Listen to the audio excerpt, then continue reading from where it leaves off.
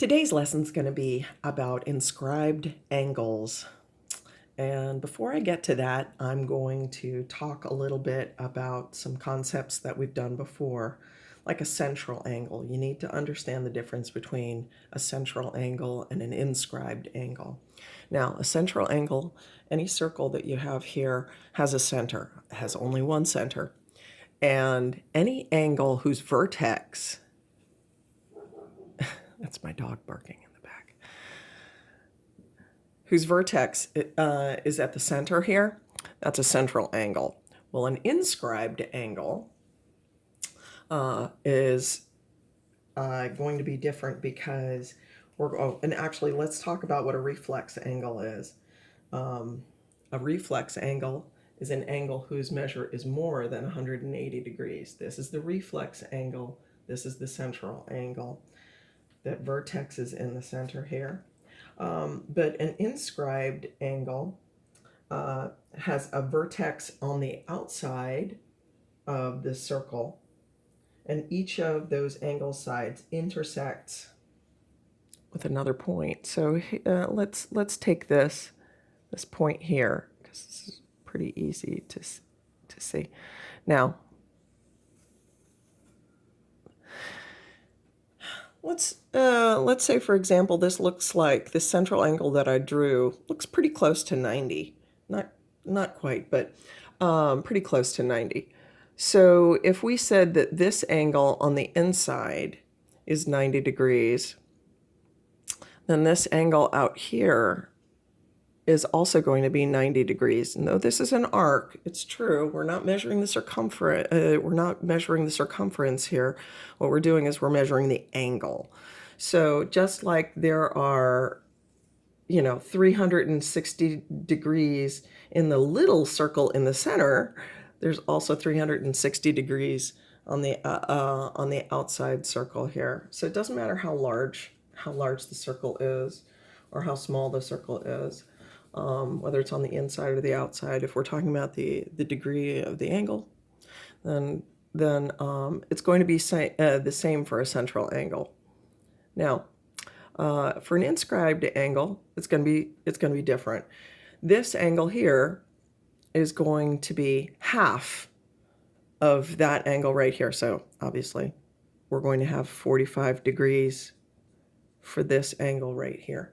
Now, you can have multiple inscribed angles that meet at these common points. When I say common points, I'm talking about these 2 points out here. I could inscribe it. Oh my goodness, that's gonna be hard. Oh, let's do it this way. Let's inscribe it here for the sake of my drawing. That's a terrible drawing, sorry. But this is inscribed just as much as this is. It doesn't have to be line of sight directly down, vertically down. You can have all sorts of inscriptions. Let's do an inscribed angle here.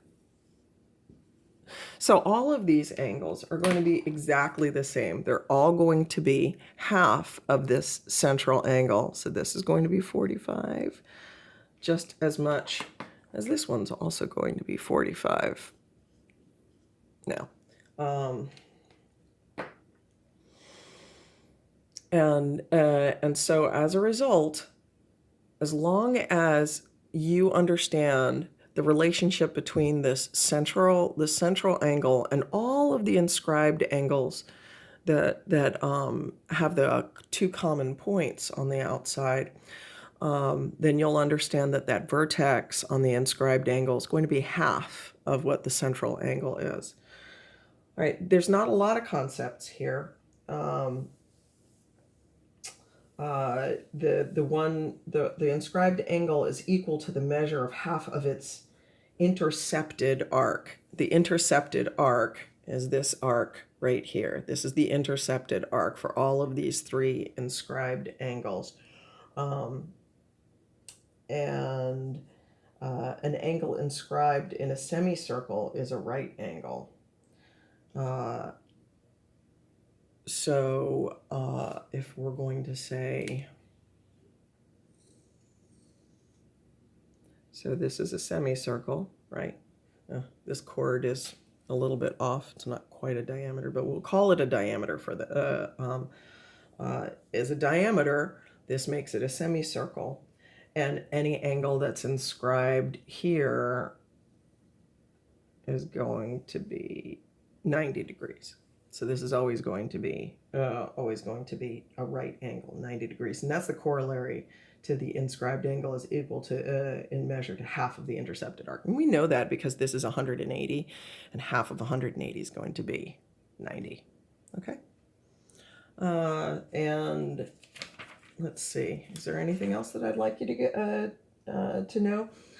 Well, you need to let me know if you have any questions. Just get in touch with me directly. Send me a comment, or you can shoot me a message, and I'll be happy to get up with you so that you understand this. Thanks. Bye.